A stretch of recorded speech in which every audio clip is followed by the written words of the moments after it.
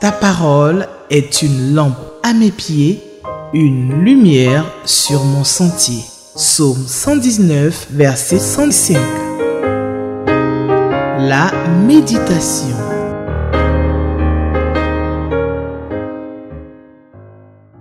Mardi 4 juin 2024, nous sommes à notre émission journalière Méditons ensemble avec la Ligue pour la lecture de la Bible et Espérance TV.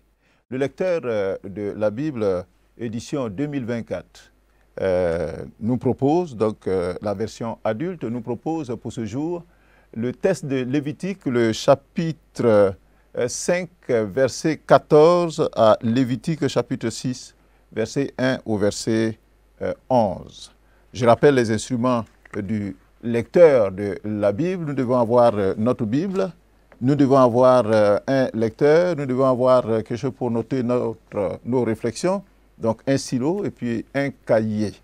Alors, nous allons prier, et je vous rappelle d'ailleurs que le lecteur version numérique est disponible sur Play Store ou bien Google Play. Vous pouvez télécharger et l'activer à seulement 2000 francs CFA, de telle sorte que partout vous êtes sur votre smartphone ou votre ordinateur, vous pouvez lire la Bible au moyen de ce lecteur électronique.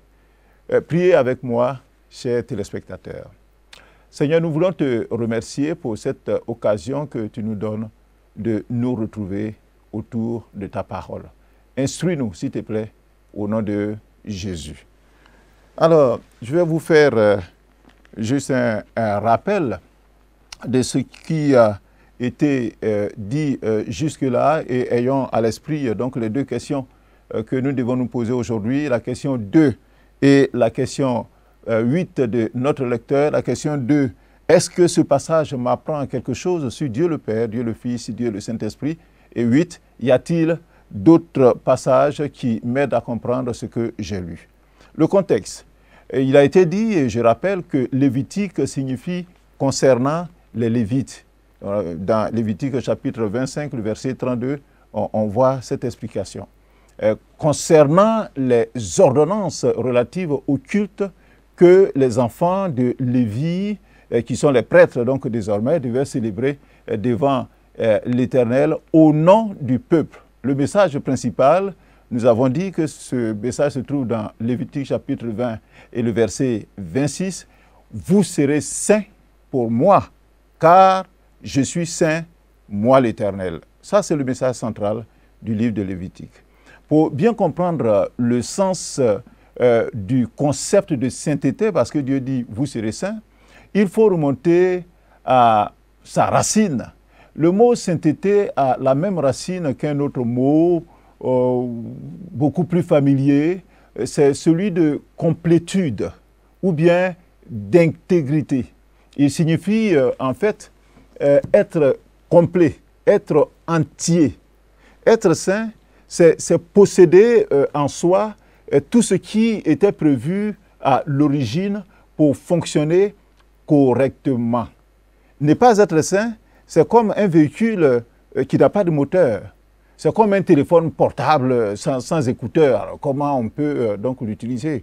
Ne pas être saint, c'est comme un arbre fruitier qui n'a pas de fleurs. Alors, comment il pourra donner? Dieu disait donc à son peuple, vous serez entiers, c'est-à-dire vous serez complets, parce que je suis, moi, Dieu, je suis complet. Dieu est complet, il est parfait. Il n'y a en lui aucun défaut, aucune tare. Il vit en parfaite harmonie avec lui-même. Il ne connaît aucun des conflits intérieurs et de ces tourmentes que nous, les humains, nous connaissons souvent. J'allais dire malheureusement. Dieu est une personne. Ce n'est pas un homme, mais une personne, c'est-à-dire une entité qui est sublime. Il est d'une beauté inégalable. Il est rempli de joie. Il est rempli d'amour, il est rempli de paix. Il vit dans la plénitude, dans l'intégrité de son être. Malheureusement, le péché de l'homme lui a valu sa déchéance. Sinon, nous serions aussi complets. Et le péché de l'homme a créé des carences donc en l'homme, c'est-à-dire une panne dans son fonctionnement. C'est pour cela que Dieu nous dit, vous aussi, soyez entiers, soyez complets, devenez saints, car je suis saint. La sainteté de l'homme passe par l'harmonie de vie avec les principes donc de Dieu, ses commandements, ses lois, ses ordonnances, ses règles, etc.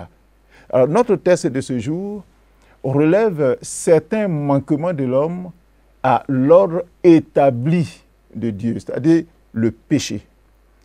Certains manquements, les manquements, c'est ce qu'on appelle le péché.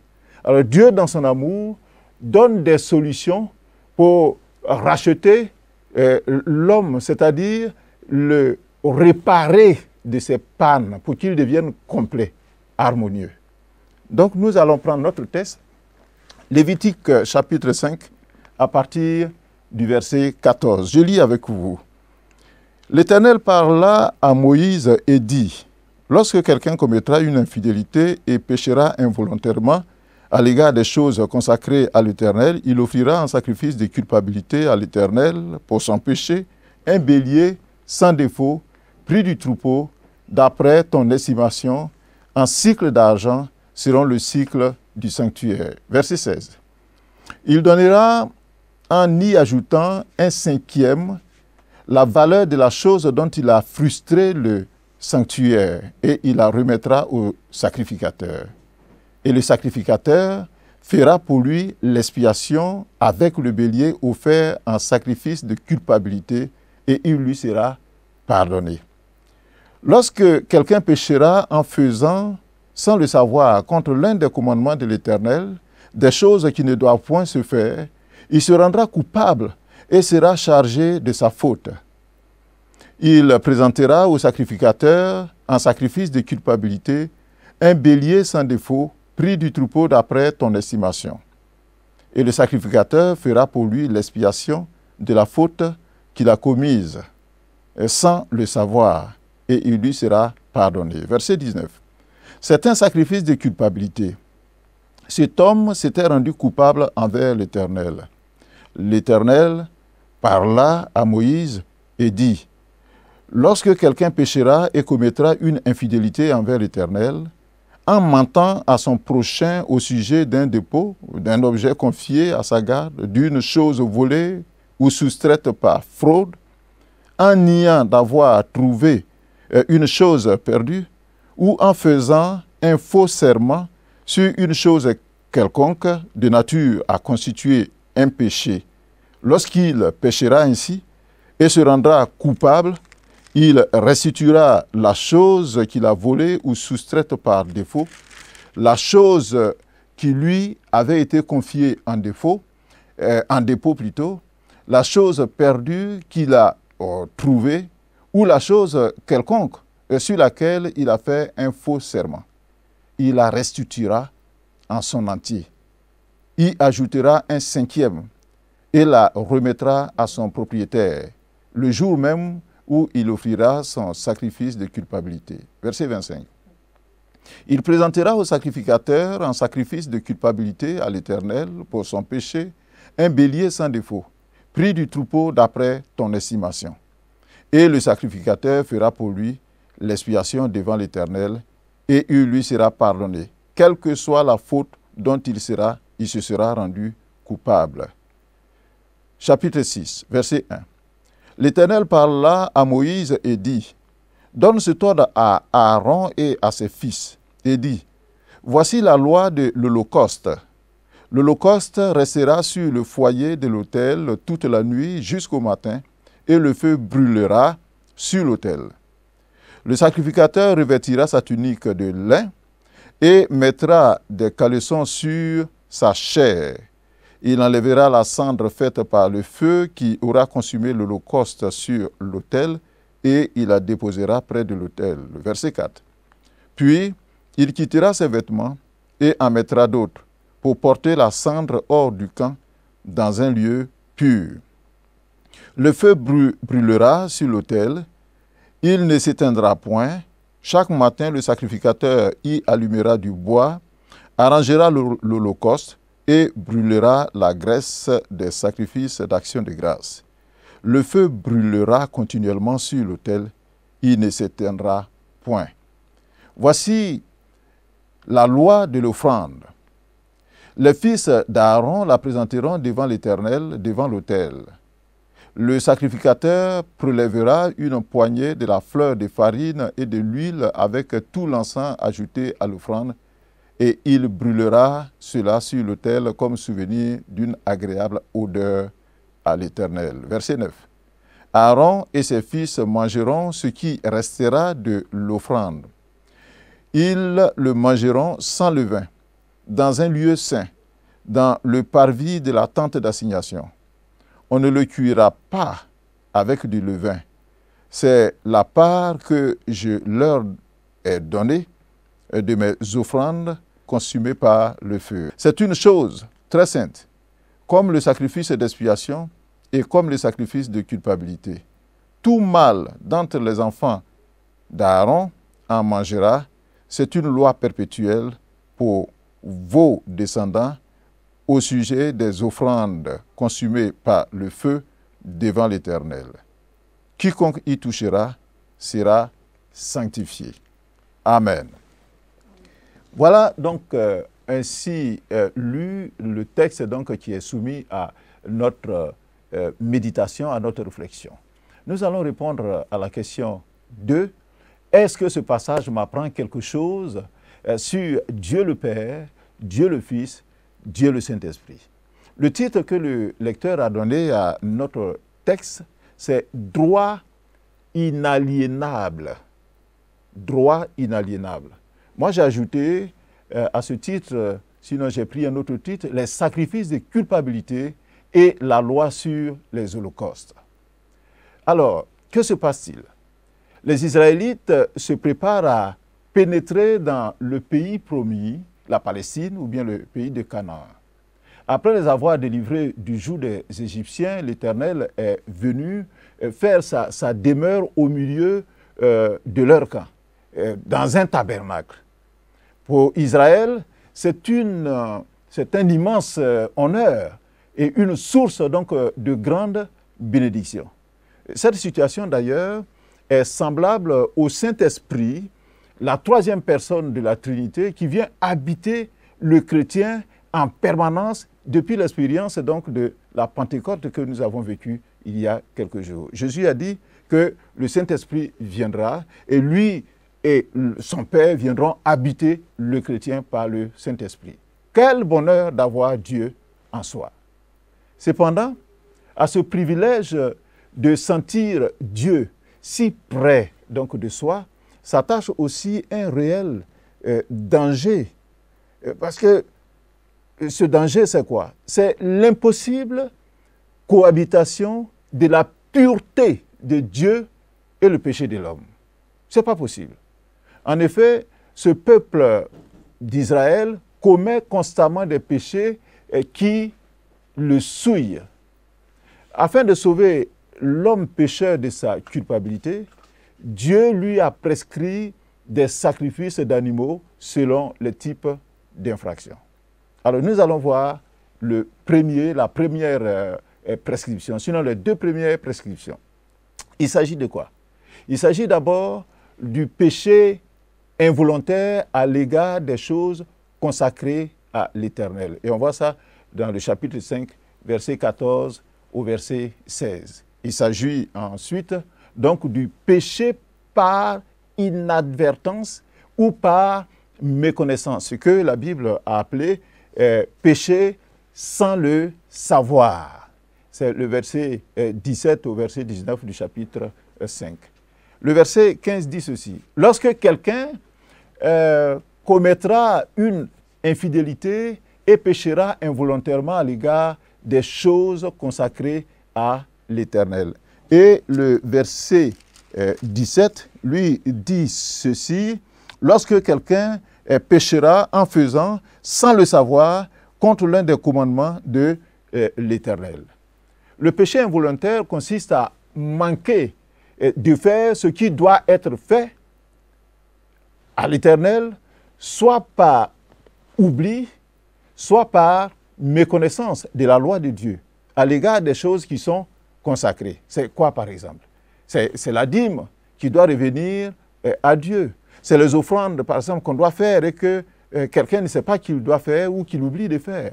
C'est la consécration des prémices. Je suis planteur, par exemple, mes premiers fruits que je dois apporter à la maison de Dieu.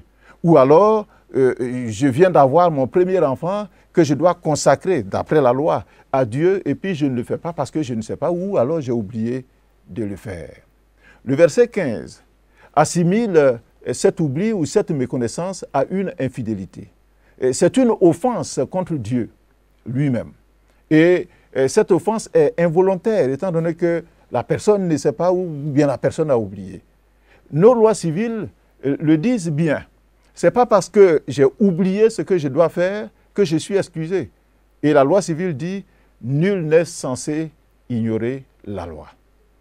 Exemple, un jour, notre conducteur s'est fait verbaliser par la police municipale pour avoir stationné sur le bas-côté d'une voie flanquée d'un panneau d'interdiction de stationnement. Le chauffeur s'est excusé de n'avoir pas vu le panneau.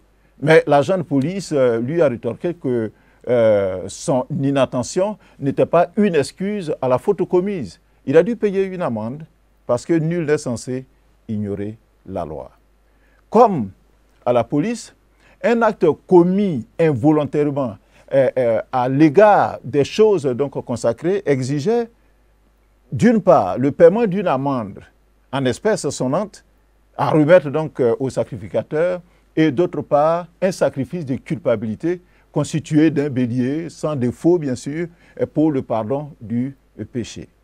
Et le verset 17 que nous avons lu donc tout à l'heure met l'accent sur un autre péché commis sans le savoir, contre l'un des commandements de l'Éternel.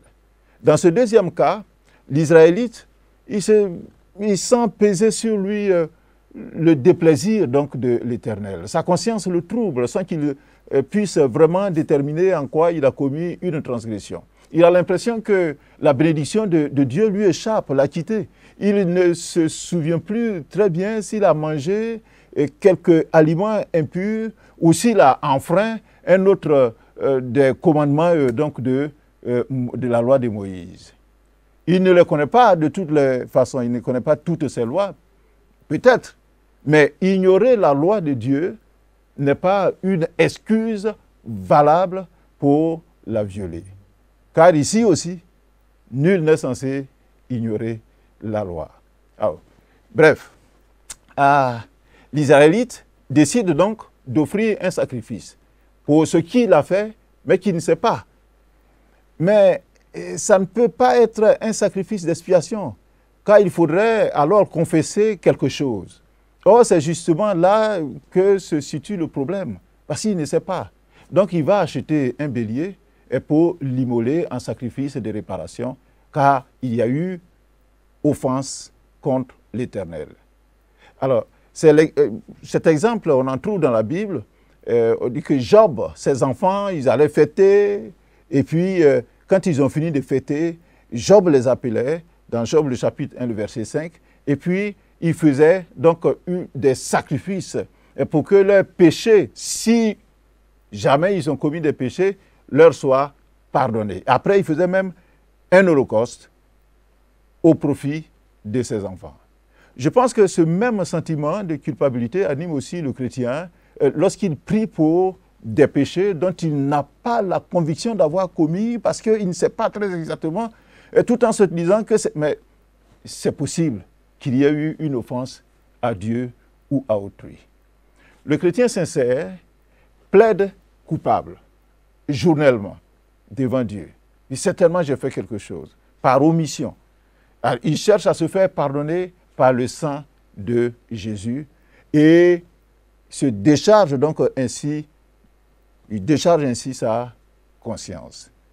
La troisième prescription que nous voyons dans le texte, c'est au verset, au chapitre 6, à partir du verset 1 jusqu'au verset 7, et c'est le péché d'infidélité à l'Éternel par une offense portant sur le prochain. Ce troisième cas de péché est relatif à des actions au détriment du prochain. Il s'agit de, par exemple, du mensonge à son prochain, d'un vol de quelque chose qui appartient à autrui, de fraude, de dissimulation de quelque chose qu'on a retrouvé. Quelqu'un a perdu quelque chose et puis on a retrouvé. Ou bien d'un faux serment. Alors, bien que l'action soit perpétrée contre l'homme, c'est-à-dire contre le prochain, le texte que nous venons de lire nous dit que la principale personne qui est lésée dans le vol, dans le mensonge, c'est toujours l'Éternel. Il est dit, lorsque quelqu'un péchera et commettra une infidélité envers l'Éternel en mentant à son prochain. Mentir à son prochain, faire du mal à son prochain, c'est faire du mal à Dieu. Toute faute que l'on commet contre son prochain est en définitive dirigée contre Dieu. Alors, le pardon à cette infidélité, le bien volé, d'abord, doit être restitué en son entier. On ne retient pas quelque chose. Remise donc à son propriétaire. Et non seulement on remet ce qu'on a volé, mais on paye une pénalité en ajoutant un cinquième de sa valeur, la valeur de ce qui a été volé. On retrouve cela dans l'acte que Zachée a posé dans Luc le chapitre 19. Et qu'est-ce qui s'est passé? Zachée était chef des publicains, c'est-à-dire c'était un péager, ou alors un collecteur d'impôts. Il était un homme riche qui visiblement a bâti sa grande fortune sur la pratique donc du faux, de la fraude. Et aujourd'hui, notre société est remplie donc de ce genre de personnes qui s'enrichissent donc sur le dos du contribuable. Un jour, le Seigneur Jésus est de passage à Jéricho. Et puis, il rencontre donc Zachée.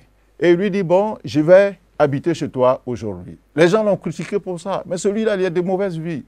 Alors, c'est pendant que Jésus est chez Zachée que Zachée va prendre conscience donc de son état de pécheur, de voleur, de fraudeur. Et puis Luc, le chapitre 19, le verset 8, il a dit que Zachée s'est tenu devant le Seigneur et puis il a dit ceci. Seigneur, je vais donner aux pauvres la moitié de mes biens. Parce qu'il sait que ce qu'il a là, sa richesse, c'est du vol. Et puis il continue, il dit, et si j'ai fait tort de quelque chose à quelqu'un, je lui rends le quadruple, c'est-à-dire 4 fois ce que je lui ai extorqué. Alors le Seigneur apprécie ce que Zachée a fait et il dit dans Luc chapitre 19 et le verset 9 que le salut est entré aujourd'hui dans cette maison, dans la maison de Zachée parce qu'il a restitué. Lorsque la restitution est ainsi faite, le coupable peut alors présenter au sacrificateur le sacrifice donc pour sa culpabilité, pour que Dieu lui pardonne son péché. Voilà donc le sacrifice de culpabilité pour ce qui concerne les extorsions, les vols. Alors, nous continuons. L'heure est avancée. Alors, toutes ces règles que nous venons de voir ont un objectif. Montrer que Dieu est saint. Montrer la nécessité de réparation du tort causé au prochain et que le sacrifice donc expiatoire vient donc pour balayer le péché. Et puis montrer aussi que Dieu a cette volonté de pardonner à l'homme. Cependant, les sacrifices qui étaient faits avaient leurs limites. Et Hébreux, le chapitre 10, que nous pouvons lire d'ailleurs, la lettre aux Hébreux, le chapitre 10 et le verset 1, dit ceci, que la loi possède une ombre des biens à venir et non l'exacte représentation des choses. Et cette loi ne peut jamais, par les mêmes sacrifices qu'on offre perpétuellement, chaque année, amener les assistants à la perfection. Donc, les sacrifices, oui, mais c'était juste pour couvrir le péché parce que ça ne peut pas envoyé celui qui fait le sacrifice à la perfection. Alors, si le sacrifice de Jésus, comme on le verra d'ailleurs dans Ésaïe, le chapitre 53, qu'il a livré sa vie en sacrifice donc de réparation. Alors, si le sacrifice de Jésus procure à celui qui se repent le pardon de toutes ses fautes, cette nouvelle alliance n'exclut pas la restitution du bien qui a été volé à son propriétaire. Alors, chers frères, chères sœurs, notre paix parfaite réside dans la réparation des torts que nous avons causés à nos prochains. La quatrième prescription dans ce que nous avons lu, c'est le sacrifice perpétuel. Il est dit au verset 9 du chapitre 6 que voici la loi de l'Holocauste. Voici la loi de l'Holocauste. L'Holocauste restera sur le foyer de l'autel toute la nuit jusqu'au matin et le feu brûlera sur l'autel. L'Holocauste est un sacrifice qui est consumé, brûlé entièrement par le feu. Il est offert tous les matins et tous les soirs pour le peuple. Et c'est ce sacrifice-là qu'on appelait sacrifice perpétuel. La présence permanente d'un animal immolé sur l'autel enseignait d'une part que la culpabilité du peuple était constante, permanente, et il fallait donc enlever chaque jour, expier dans chaque jour ces offenses-là. C'est une consécration totale et permanente, parce que l'homme péchait et pêche tous les jours. Le sacrificateur devait veiller à bien entretenir le feu sur l'autel, afin que la fumée qui apaise la sainte colère de Dieu monte vers le ciel. Donc tant qu'il y a du feu, tant que la graisse donc, du sacrifice, de l'Holocauste brûle, cette fumée qui va au ciel apaise la sainte colère de Dieu. Alors, s'il y a une prière à faire, c'est de dire que le feu de notre amour, nous aussi, aujourd'hui chrétiens, que le feu de notre amour pour Dieu, de notre sanctification journalière, constante, de notre affection fraternelle, de nos prières et de nos louanges ne s'éteignent jamais. Alors, quelle leçon retenir donc de ces sacrifices-là? Le péché rend l'homme coupable devant Dieu, devant la sainteté de Dieu. La conséquence du péché, c'est la mort, c'est-à-dire la séparation d'avec Dieu. Les sacrifices décrits dans notre texte montrent la nécessité du pardon de Dieu pour le péché. Toutefois, il ne faisait qu'annoncer le sacrifice ultime du Fils de Dieu, parce que le sang des animaux ne peut pas expier véritablement le péché. Et c'est ce qui est dit, que dans Hébreux, le chapitre 10, il dit en effet, la loi possède une ombre des biens à venir et non l'exacte représentation des choses. Et la loi ne peut jamais, par les mêmes sacrifices qu'on offre perpétuellement, parce qu'il faut chaque jour donc offrir un sacrifice. Chaque année, il faut offrir un sacrifice. Donc là, le sacrifice ne peut pas amener les assistants à la perfection. Et le verset 4 d'Hébreux 10 dit d'ailleurs qu'il est impossible que le sang des taureaux et des boucs ôte le péché. Et le verset 10, qui est très important dans Hébreux, le chapitre 10, que l'offrande du corps de Jésus a été faite une fois pour toutes.